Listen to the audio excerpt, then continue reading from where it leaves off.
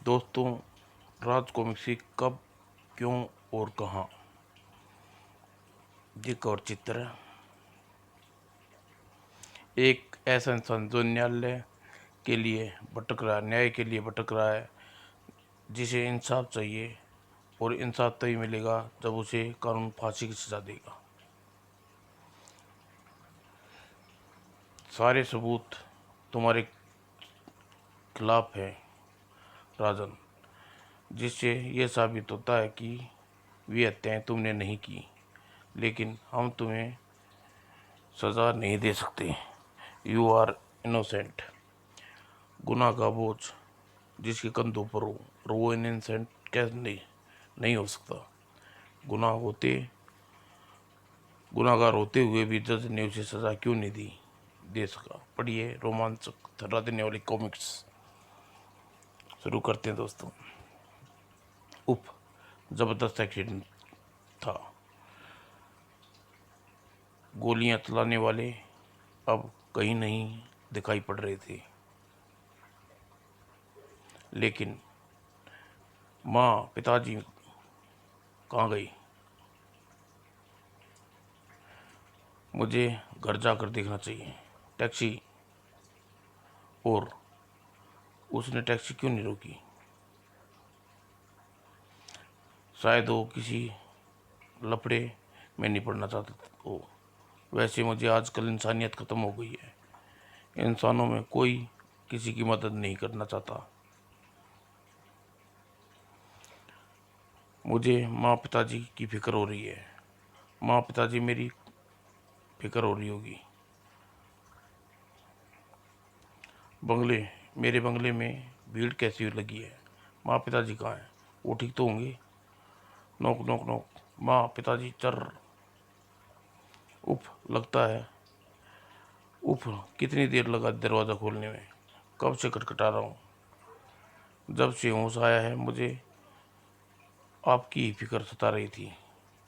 आप मुझे वो छोड़कर क्यों चले गए थे। बेटा तू ठीक है ना। तेरे बिना घर में रौनक ही नहीं चली गई थी।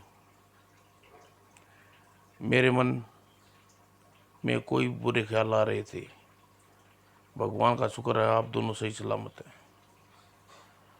मुझे देखकर तो मेरी जान में जान आ गई बेटे। अब तुझे सही सलामत देखकर खुश हूँ बेटा। मगर माँ, ये बाहर भीड़ क्यों है। लग ऐसा लग रहा है जैसे वे सब किसी की मौत पर मातम में हिस्सा लेने आए हुए हैं। ये हमारे घर में किसी की मौत का मातम क्यों मना रहे हैं माँ। तस्वीर किसकी है। किसका मातम मना जा रहा है। कौन मना रहा है। हे, ये तो माँ है। ये तो मेरी तस्वीर है। जिंदा आदमी का मातम क्यों मना रही हो। हंगामा मत मचाओ। आज तुम्हारी मौत हो चुकी है। नहीं, एक साल एक साल पहले तुम पर और तुम्हारे माँ बाप पर जबरन कातिलाना हमला हुआ था। उस हादसे में तुम्हारे माता पिता मारे गए थे और तुम्हें हॉस्पिटल में ज़िंदगी और मौत के बीच में जूझ रहे थे। आज तुम कोमा की अवस्था में हमेशा के लिए निकल गई हो। वो देखो, तुम्हारी विधवा पत्नी मंजली और तुम्हारी बच्ची अंजलि। आज तुम्हारा कोई वजूद नहीं। नहीं नहीं, ये बात विश्वास करने लायक नहीं है। मैं मर गया हूँ। तो करो। पोस्टमार्टम हाउस में पड़ी अपनी लाश देखकर विश्वास करो। यू आर नो मोर। मगर तुम तो कह रहे थे कि इंस्पेक्टर कि हम एक साल पहले कातिलाना हमला हुआ था। नाम ड्राम, आयु 35, मौत का कारण ब्रेन हेमरेज। ये हमला किसने किया था। कहाँ है वे हत्यारे। उन्हें सजा मिल रही या नहीं। हत्यारा सिर्फ एक था, और उसके खिलाफ मुकदमा दर्ज कर लिया गया है था, मगर उसके खिलाफ तशद्दुद गवाह न होने के कारण उसे जमानत मिल गई। और संयोग देखो, कुछ देर पहले ही उसे आत्महत्या कर ली है। उसकी लाश भी तुम्हारी लाश की बगल में पड़ी है। क्यों क्यों मराए तुमने मुझे? क्या बिगाड़ा था मैंने तुम्हारा? बोलो, जवाब दो। पापा, पापा करते रोती रही मेरी मासूम बच्ची। आंखें सूज गई मेरी पत्नी की। श्रृंगार माथे पर संदूर नोच कर फेंक दिया तुमने। बोलो, क्यों क्यों क्यों किया तुमने ऐसा? आ राजन, उठो। राजन, आज फिर आज वो मुझे पूछ रहा था, दीपा मैंने ऐसा क्यों किया? लेकिन मैं क्या जवाब दूं उसे? मुझे तो कुछ भी नहीं मालूम। मैंने कुछ नहीं किया। मैं आज तक एक चींटी भी नहीं मारी। फिर जिसे जानता ही नहीं, उसे जिसे देखा ही नहीं, उसे कैसे मार सकता हूँ? तुम एक सपने क्यों डर लगता है राजन? मैं सपने से नहीं डरा। मैं राम के बगल में लेटी उसकी लाश से डर गया।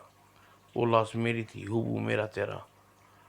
मैं ही था वो इंस्पेक्टर के सामने सपने में दिखाई पड़ने वाला राम की आत्मा से कहता है उसकी बगल में उसकी हत्या की है, वो वही हत्यारा है। तो क्या मैं सचमुच राम नाम के किसी व्यक्ति की हत्या की है दीपा? क्या वाकई मैंने अंजलि के सिर से उसके पिता का, उसकी पत्नी मंजलि से उसके पति का साथ छीन लिया?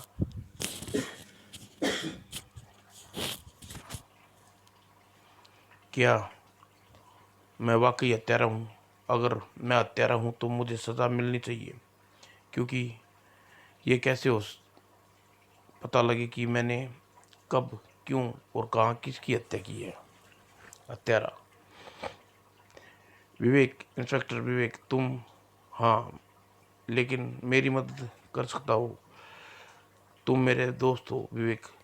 तुम्हें ये प्रॉब्लम सॉल्व करनी होगी, वरना मैं पागल हो जाऊंगा। सारी बात सुनने के बाद मैं निष्कर्ष पर पहुंचा हूं कि वास्तव में प्रॉब्लम है। प्रॉब्लम कहीं पर है ही नहीं। वह तुम्हारा वहम है, अंधविश्वास है, डर है, आकांक्षा है, एक सोच, एक कल्पना जो तुम्हारे दिलो दिमाग में घर कर गई है। इंसान जो कुछ भी दिन भर सोचता है, वो इस सपने में रूप में रात को देखता है। देखो, तुमने बच्ची को डरा दिया। बात को टालने की कोशिश मत करो विवेक। अगर तुम मेरी मदद नहीं करना चाहते तो ठीक है, वरना मैं खुद की सभी रहस्यों का पता लगाऊंगा। तुम पुलिस वाले हो, तुम साथ देते तो यह काम भी बखूबी और आसानी से हो सकता था। मुझे थोड़ी देर में मुश्किल से होगी। ठहरो, एक ऐसे कत्ल की इन्वेस्टिगेशन करना शुरू कहाँ से करोगे जो सपने में हुआ है? और हमें तो ये भी नहीं पता कि वो कत्ल इसी शहर में हुआ है या किसी और जगह हुआ है। तुम मान लो तुमने कभी कोई कत्ल नहीं किया, बस प्रॉब्लम सॉल्व हो गई। इसका मतलब जो कुछ करना होगा वो मुझे ही करना होगा। तो तुम नहीं मानोगे? फिर ठीक है, मैं तुम्हारे डॉक्टर बत्रा के पास ले चलता हूँ। तुम्हारी जांच के बाद शायद वो कोई बात बता पाए। हमें आगे बढ़ने का सूत्र हाथ लगे। डॉक्टर बत्रा ने इस बात की क्लियरेंस की। कई बार पूर्व जन्म की स्मृतियों के कारण ऐसा होता है। अतृप्त इच्छाएं उस स्मृतियों को वास नहीं हो पाती। हो सकता है अपने पूर्व जन्म में तुमने कोई हत्या की हो। सुन लिया? अब अपने दिमाग से यह पागलपन बाहर निकालो। ये पागलपन अपने दिमाग में तो नहीं भरा। हत्या हत्या होती है विवेक। सपने में मुझे साफ साफ पता लग रहा है कि वह डॉक्टर बत्रा मेरी बात को सही सही है। तो फिर मुझे राम की हत्या की सज़ा नहीं मिली थी। क्यों ना मैं आत्महत्या कर ली थी, क्योंकि मैंने आत्महत्या। और राम या शायद उसके परिवार वालों की किसी गणना ने मुझे आज मिल पाने का कुंठा सांप बनकर मेरे जीवन का पीछा कर रहा है। मुझे इस शराब से छुटकारा तभी मिलेगा जब विवेक को इस घटना के तह तक जाऊंगा और इस हत्या की सजा पाऊंगा। इंस्पेक्टर विवेक एक झटके में जीप रोक दी। तुम्हारी उम्र कितनी है? 25 साल। अगर पूर्व जन्म वाली घटना सही है तो ये घटना 25 साल पहले भी कई साल पहले की है। जैसे पहुंचोगे तुम इस घटना के तह तक। इंसान अपनी इच्छा शक्ति से चांद तक पहुंच सकता है, तो ये घटना तय तक नहीं पहुंच पाऊंगा। ओके ओके, तुम पागलपन भरी इन्वेस्टिगेशन में तुम्हारा साथ दूंगा, लेकिन शुरू कहाँ से करूं यही सोच रहा हूँ। तुम्हारी आंखों द्वारा देखे गए सपने का क्लू कैसे तलाश करूं?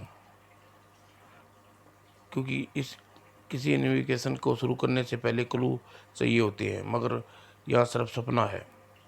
ओह, मेरे घर चलते हैं, वहीं से शुरू करेंगे। तुम्हारे घर? जल्दी रजनी, मैं सपने में हुई हत्या का इन्वेस्टिगेशन करने जा रहा हूँ। हमें एक कप कॉफ़ी पिलाओ ताकि इस केस की छानबीन के लिए तुम्हारे सिर में कॉफिन मौजूद रहे और ताकि मेरे सिर में किसी दर्द को। दोनों एक एक कप कॉफ़ी पी। तुम चाहो तो काफ़ी एक कॉफ़ी और पी लो, क्योंकि ये केस सॉल्व हुए बिना अब तुम्हारा पीछा नहीं छोड़ूंगा।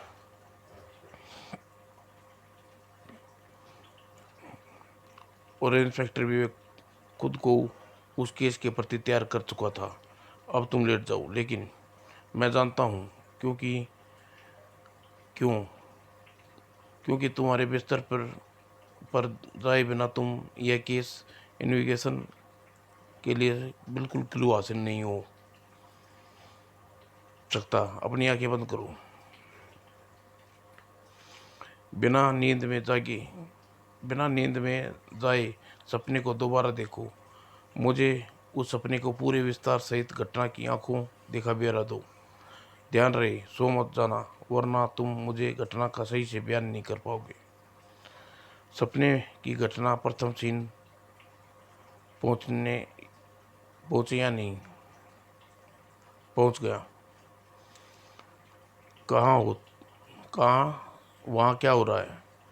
कहते रहो। सड़क पर पड़े किसी व्यक्ति को होश आ रहा है। ये व्यक्ति राम है, जिसका चेहरा अभी मुझे नहीं दिख रहा। उसके माथे से खून निकल रहा है। वह सड़क पर एकदम सुनसान। रात क्या समय है? सड़क एक बत्ती जल रही है, उसी की रोशनी फैली हुई है। उस व्यक्ति के सामने मीन राम ने उस व्यक्ति ने आई मीन राम ने क्या पहना है? उसने 3 पीस सूट और टाई पहन रखी है। उसका हैट, वह काला चश्मा वहीं सड़क पर गिर पड़ा। उसका चेहरा भी अंधेरे में है। और सोचो, मुझे अपने सपने में देखी घटनाओं के सिलसिले में पूरा बोलना चाहिए जो कि तुम देख रहे हो। दोबारा देखने की कोशिश करो, ध्यान रहे। हो सकता है ये चीज़ तुम्हें नज़र अंदाज कर रहे हो महत्वपूर्ण हो, इसलिए छोटी से छोटी चीज़ भी बताना। राम राम होश में आ गया। वो हैरान है, अपनी पलटी हुई कार की दुर्घटना हुई देख रहा है।